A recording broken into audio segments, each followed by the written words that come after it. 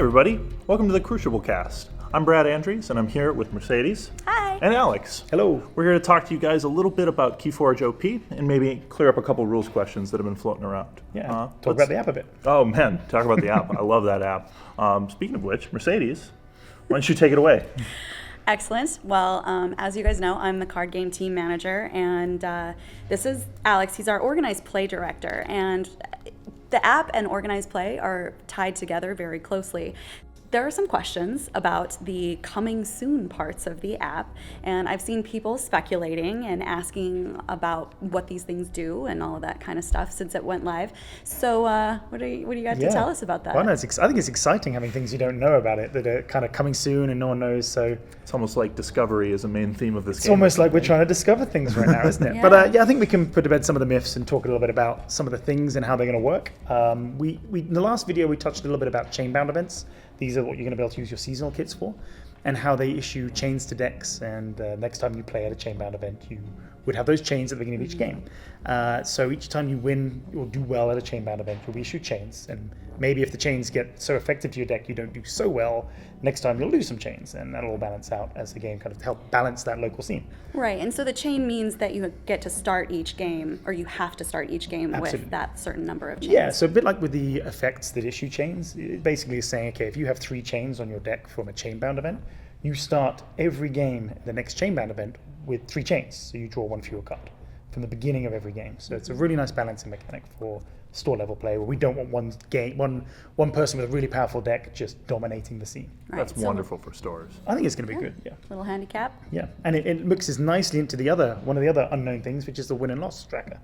So the win and loss tracker will be for the first time we'll see it working will be with chain-bound events, because it'll be with official organized play only, and your wins and losses at those events will be tracked on the app and add up and give you a nice feel for how good that deck is and how well it's been performing, which I think is going to be really nice for people to want to know which of their decks are doing well, other people's decks and how they're doing. But as far as, you're going to update some stuff on the app as well, I think, for win and loss. Yes, so in addition to the organized play tracking, which will be all handled through like the tournament software that we're coming up with, we're also going to be adding a casual play tracker so that you can like manually record your own games at home. So. That's a nice touch. Yeah. And then, down in the notes section, if you wanted to write down a particularly awesome combo that happened or a deck that you ran up against, you can track more specific details there, but it'll be up at the top of the app so that you can see how you're doing just on your own for fun. Awesome. That's great. Oh man, I'm going to use that all the time. I know. That's because, we're not allowed to take part in many of the events, so we're loving that's going to do that. So the other big coming soon thing that people are speculating a lot about. Power level. Power level, right. So power level is going to be this cool way of scoring a deck, scoring an Archon, I should say. So a bit like with chains, the more you win, the better you do at tournaments, the higher your power level will get. But unlike chains, they are permanent. So if you get yourself up to power level 4 or power level 5, you don't then drop down again. You are at that power level. You can't be knocked down. That deck has achieved that level of power. They're not additive, so if you're level 5 and you win or do an event and win an event where you become level 3, you don't then become 8, you stay at 5. You don't kind of add it up. It's not cumulative. It's So it's a straight progression. Yeah, progression, exactly. That's the best way to describe it, I think, yeah.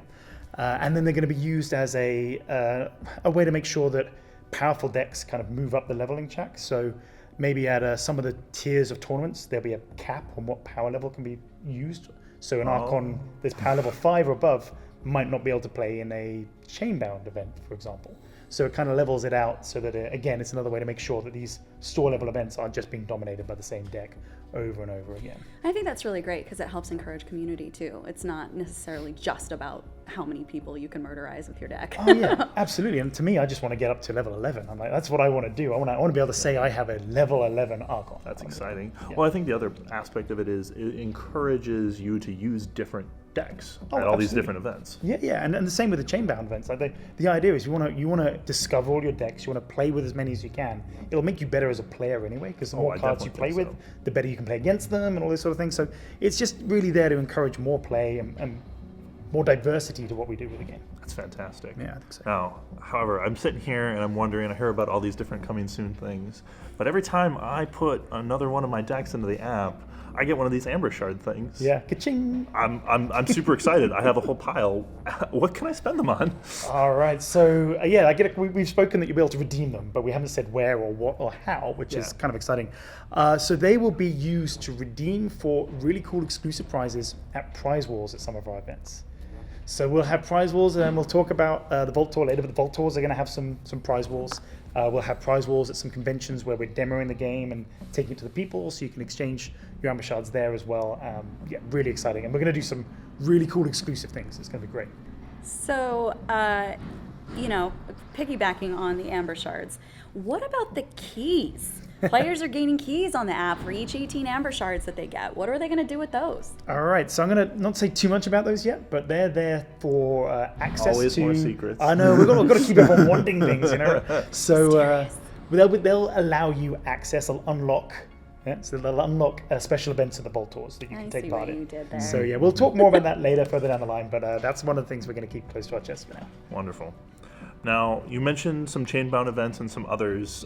What does the overall structure of OP look like? You know, the OP pyramid, if you will? Yeah, the pyramid, the well-known FFG organized play pyramid. So, working from the bottom to the top, which is our store-level stuff starts at the bottom, and we've mentioned our seasonal kits where stores will be able to run the chain-bound events and various other events through that as well.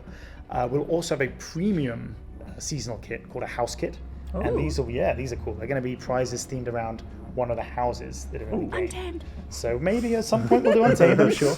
And those prizes, that kit can be used you can run like a one-off event with it if you want to, but you can also use components of it alongside the seasonal kits to maybe make one of your chain-bound events a bit bigger or spread it over a month. Oh. We're going to give stores a chance to use it in a pretty much whatever way makes sense as long as it's used for events. Perfect. That'll be great for different sizes of stores and different types of stores. Absolutely, yeah, it's going to be really great. And then the next step up will be our store championship level events. And any store that's signed up to Organized Play Program will be able to do that. And with the store championship events, we'll do one per set. So that means we'll have a Call of the Archon store championship. Awesome. And then when we announce set 2, there'll be that set store championship, and so on and so forth. So that's going to be really fun and exciting. The stores are going to get a chance to run more events than they have for some of our other games, which is really nice. That's great. As a player, I love to hear that there's more events. Yeah, and I really love that we're tying it into the product release, so you can feel like, hey, during this set, I was the best guy around. And someone else will be like, okay, I'm going to make sure the next set I'm the best guy, right? Which is kind of fun. And they will tier up into the Regional Maverick Championships, which will be our regional level events for KeyForge. Gotcha. They will be slightly less common than store championships. There'll be a selection process for stores, and then they will be running their even bigger prizes, bigger prize pool, more amber shards up for grabs, things like that. And at store championships, there'll be amber shards as well. So we're going to keep the digital reward system in there as well as physical prizes for you to take away. And that kind of caps off our store level organized play.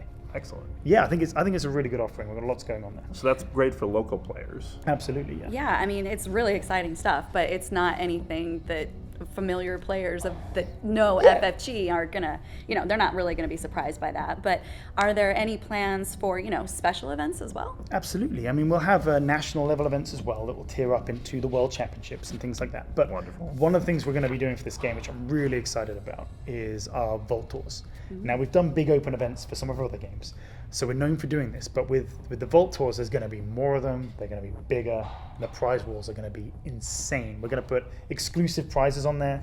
They're going to be like exclusive to that event. Some will be exclusive in that there'll only be so many of them. Once they're gone, they're gone. We've got a great team putting together some fantastic prizes for this. And When do I get to see the prize? when are you going to say, well, maybe we'll have a chat later. And we'll Exciting. yeah, some of the ideas the guys are coming up with are amazing. So I'm really looking forward to when we can actually get them out there. And they'll start up next year as well. So we'll announce that in a bit more detail in the future. But we wanted to let people know that this is coming. And you're going to be excited and you're going to want to come to these. They're great. Fabulous. That's awesome. I can't wait. Oh, me neither. So we've talked about the organized play stuff, so we can talk a little bit more about the app. There are some updates that are coming besides the, introduction of the power chains, the casual play tracking. There's also going to be a store finder, which is going to be super great. So stores are going to be able to register as a brick and mortar store, and then once they're approved, they're going to be able to have their events show up in the app, and then those events will be searchable by anybody. So you can search for the types of events that you want to go to and look specifically in your area or in a friend's area or whatever, and That way it's just really, there's a lot more of a visual presence for figuring out, where am I going to go play tonight? You know, I mean, right now people are on Facebook just like, hey, does anybody want to come hang out with me at XYZ, you know, at this certain time? And so this will help, you know, get players together and help, you know, reinforce that community. I love how we're not only linking stores and Premier Play all together with the app, but we're actually linking players to that straight into the app with what they can do. I think that's fantastic. That's a great way to meet new people that are just as crazy as KeyForge about you guys as you guys. Yeah. So, sorry, go ahead. I was saying that there's more, right? There's something There is more. There is more. So right now on the top of the deck page, there's that little carousel that's got the top, or the first 3 cards that appear in each house of your deck. We are taking that and we are replacing it with a hand generator. So basically what it'll do is it'll have a row of your 6 cards or a carousel of some kind, and you just hit a button that says generate hand, and it will just randomly generate 6 cards into the deck, or from the deck into your hand. So you get like a little preview of the kinds of decks that you might the types of hands that you might get out of that deck. Oh, that's fabulous. I love that feature, because I know the first thing I do is take sample hands when I open a new deck. Yeah. And so the capability to do that right in the app, oh, that's fabulous. Yeah, I mean, it's really great too, because a lot of times you'll look right at the deck list and you'll be like, I think this makes sense, but all of a sudden you put them in your hand and then you're like, oh, this combo's off of this thing and this combo's off of this thing. Yeah. So it'll be great, you know, in addition to a card gallery and all that other stuff where you can actually physically see all of the cards that are in your deck and not just the hover over. So it'll add a lot of usability to that deck page. I know for me, I'll generate the dream hand and go, oh my God, this deck's amazing, and then never see that dream hand again. Nope. Yep, exactly. Brilliant. So I'm really excited to see that happen. We've got Brad here. And I think we've got to make use of him. There's lots of people asking rules questions, a few interactions of cards that are interesting. Are you happy to answer some questions? I would love to. Fantastic. You're not regretting saying you'd have people email you in the last video? I mean, I've gotten a ton of emails. The response for rules questions has been great. I mean, I'm much happier having people send them to me rather than debate them over the internet and spread misinformation. So let's try and do a couple rules questions here and get rid of some of people's most common misconceptions. Yeah, but before we dive right into it, I do want to point out for those of you that have submitted questions to Brad that because there are so many and he's also working very hard on new stuff for you guys, that if you don't get a response right away, just be patient. He's working on it. Oh yeah, I have hundreds in my inbox right now. I'm getting to them as fast as I possibly can. Keep them coming in though. We want to hear your questions. That's the only way we can keep improving the rules. Absolutely. Cool. So let's start with one that I think I get asked quite a lot. Let's say an effect destroys multiple creatures, and maybe let's say destroys all creatures. Like some sort of gateway to some Dis? sort of gateway to Dis. Maybe. Yeah, let's say gateway to Dis is played. Destroy all creatures. What order are they destroyed in? All creatures are destroyed simultaneously by effect that destroys multiple creatures. Okay, so they'll all go to the discard pile at the same time. So yeah, a lot of people thinking that maybe the active player chooses, but that's not the case. No, they'll only choose the order that they're in the discard pile. They won't choose the order they go into the discard pile because they all go simultaneously. Okay, I'm restricting myself to say anything about dis and discard piles because of the card of dis piles, but we'll carry on. Discard. Discards. So, okay, so what about if a creature has a constant ability? Does it have to survive in order to resolve? For example, Tolas that says, you know, each time a creature is destroyed, you gain an amber. Your opponent gains. Yeah. So a creature will have to survive to trigger its ability. So say we take the aforementioned situation where someone plays Gateway to Dis and there's a Tolas in play, the Tolas will not trigger. The Tolas is being destroyed at the same time as all the other creatures, and so it will not give anyone any amber. Okay. And that's the same thing if a creature is destroyed and it has a fight ability. They have to survive in order to use that ability. Exactly the same kind of concept. Excellent. Different conditions, but same concept. Okay, so as we're talking about destroying things, yeah. Let's carry on with the destroying things. So let's say a creature such as Bad Penny, who has destroyed, return Bad Penny to your hand. Let's say that is destroyed with an effect such as Ixlo Bolter that says deal 2 damage to a creature if it would be destroyed, purge it. What would actually happen to that Bad Penny? So if you look under the definition of destroyed in the rulebook, you can see that destroyed effects happen immediately before the creature leaves play, which means that the Bad Penny takes the 2 damage, is put back into my hand for the destroy attract figurine, and then the Ixolo Bolter tries to purge it, but at that point it's in my hand, it's a new object, and it can't be purged. Okay. I think there's a lot of interactions like that I think are quite interesting. There are, especially with Bad Penny. Yeah, Bad Penny. She just keeps coming back like a bad penny. Something Yeah, like I that. mean, it's kind of thematic, but there are cards that could get rid of her, like Oubliette, which Good example. doesn't kill her. It's not a destroyed effect. It just makes her go bye-bye. Yep, Yeah. definitely. Brilliant. Okay. So, okay, let's move on to another one.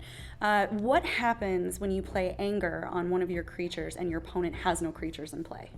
So this is a perfect example of the do as much as you can principle. If you play Anger on one of your creatures, let's say an exhausted one, maybe one not even of the active house, and your opponent doesn't have any creatures in play, you're just going to ready that creature. You won't continue to resolve it. You're going to do as much as you can. And because there's no creatures on the other side of the table, you can't fight. So you don't. But the card still tries to do as much as it can. Okay. And so if it was of the same house, it would just then be ready and then you could use that card again. Yeah, definitely. There's definitely a lot of fun shenanigans you can do with that, especially if your opponent doesn't have any creatures on board. Sure. So, so as a follow-up, what happens if you play Anger on one of your creatures and it's stunned? So now, fight, reap, and using an action are all subsets of the word we call use. Now, when you use a creature, if it's stunned, you get rid of the stun instead of doing a fight, a reap, or an action. So in this, it replaces it.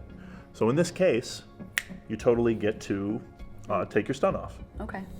And exhaust the creature, right? Yeah, exactly. Okay, excellent. Does that change if your opponent doesn't have any creatures in play? Great question. Now, this is a really technical rules interaction here, but in this case, because stun is effectively replacing that use, you will get to do this even if your opponent doesn't have creatures. Because you're replacing that, you're not even checking if your opponent, you're not even trying to fight, because you immediately go to remove that stun instead. It makes Anger such a versatile card. I mean, I love playing it on like Troll. So you use it to fight, destroy one of when its last creatures, Anger, ready it, and then reap to heal itself. Oh yeah. And then you're like, oh, this just seems great. Oh, it is. Just make sure not to feed it. Don't feed the troll. No. Does Never that feed the trolls. work? Does that only work if it's the current house that you've chosen, though? Uh, To reap with it? Or to remove the stun? No, that'll be fine, because your fight is a subset of use, so Okay. you're being able to replace that whole thing. So it's not just house dependent. Yeah. Perfect. Awesome. So I got one last question, and this one has come up a ton of times online. Let's say I'm playing Logos, and I play a plane shift, and I'm going to play a non-Logos card. Yep. Then I play another plane shift. Can I then play another non-Logos card, even though the card says you may play one non-Logos card this turn? Yes, so for every phase shift that you play, you're going to be able to play one non-Logos card. That doesn't matter if you've already played one this turn, it's still giving you permission to play another one. All right, so a hand of three plane shifts and 3 non-Logos cards. Like, you're probably going to pick Logos just so you can play those other 3, even if they're not the same house. I certainly would. Yeah, absolutely, yeah. Brilliant. All right. Wonderful. I think that's all the questions I had. I don't know if you had any others for the people have been saying. Not off the top of my head, no. Well, then I'm going to try and get back to the pile of emails that's sitting there waiting for me. Well, thank you guys so much for joining us here. I've had a wonderful time. Yeah, me too. So it's great when I'm not over here that often. So when I am over here, it's great to film these. I mean, I'm going to be around a little bit more in the future. But That's what I hear. Awesome. Well, thank you very much, everybody, for watching. And we hope you guys have an awesome time out there forging. Again, Great. I'm Brad. I'm Alex. And I'm Mercedes. We'll catch you guys next time. Bye. Bye.